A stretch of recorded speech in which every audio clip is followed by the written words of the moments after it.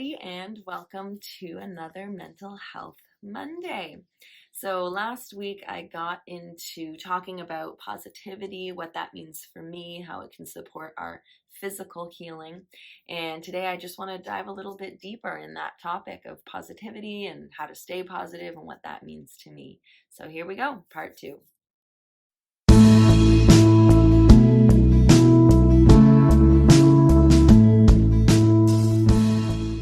So positive thinking dramatically increases our chances of success in not just healing really, but any endeavor, because we relax a little bit and we start focusing on the possibilities and the solutions instead of on the problems and the negative potential outcomes.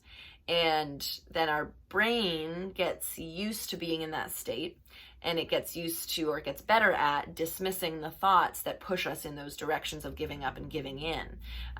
So we become much less likely to give up and to give in to those negative thoughts when we are training our brain to think in the opposite direction. And hope is integral to not giving up, and not giving up is integral to healing. So if positivity and positive thinking inspires hope, then that hope in turn is going to push us not to give up. And that's going to just help us heal in the long run. And so just practice catching those negative thoughts as soon as you notice them and replacing them with something that's more optimistic. It could even be just like the opposite, just rephrase it using the opposite language. And that little voice in the back of your mind, that little anxiety monster right about now, is probably saying, what I touched on before, that you are naive and you're trying to make yourself believe a lie. You need to be prepared and realistic.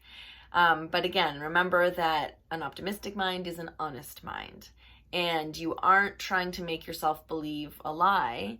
You are choosing to focus on the positive possibilities, which are just as likely as any of the negative possibilities that little voice is trying to get you to believe. So why not put that belief in one of the more positive possible outcomes instead? No one can tell you when your time is up. No one can know that. There are so many survivors and thrivers who have proven that over and over and over again. I've met so many people, heard speak, read about, and actually personally met as well, who have been told those things, who have been told you have X amount of time left, and are still here or survived for many, many, many years after that, expiration point date, as they like to say.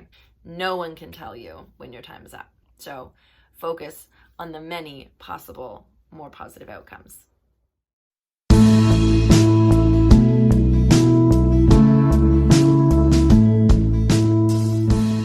So, staying positive is probably not going to have an instantaneous effect, immediate effect on your physical health.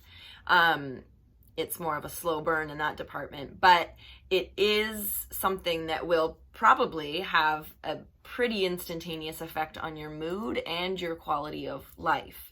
And this is a state which is way, way, way more conducive to healing than one where you're telling yourself that healing is not possible for you.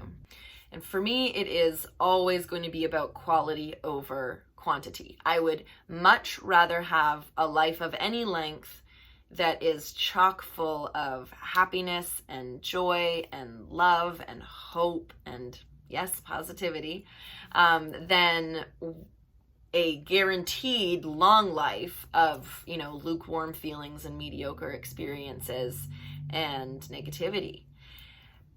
But that's me. In the end, we all have a choice. We all, and each of those choices is just as valid as the other one.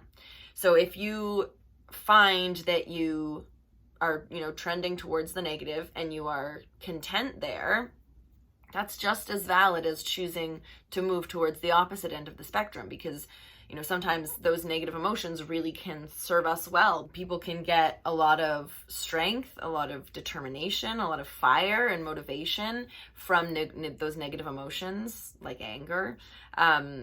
And that can help push us through the most difficult parts of our diagnosis. So if that is where you find yourself and you feel like it's serving you, that's just as valid a place to be and as valid a choice to make as it is to choose to focus on the other end of the spectrum. But if you don't like being there and you can tell that it isn't doing your healing any favors, then work on embracing positivity more of the time. And, you know, for positivity to have those, you know, lasting impacts, or those really meaningful impacts, it needs to become your mindset the majority of the time.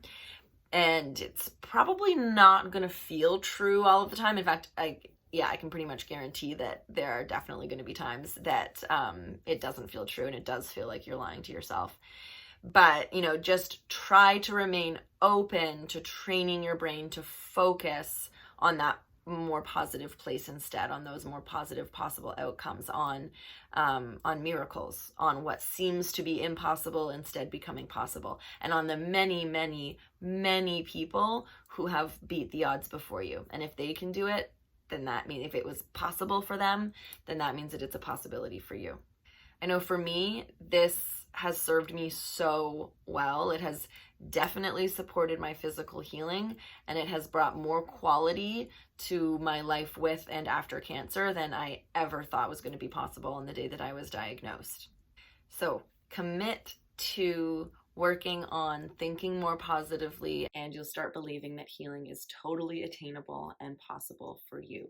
And that is a much more helpful and healing message to be sending your body and its hardworking cells. Thank you all once again for joining me for Mental Health Monday. I hope you have an absolutely wonderful rest of your day.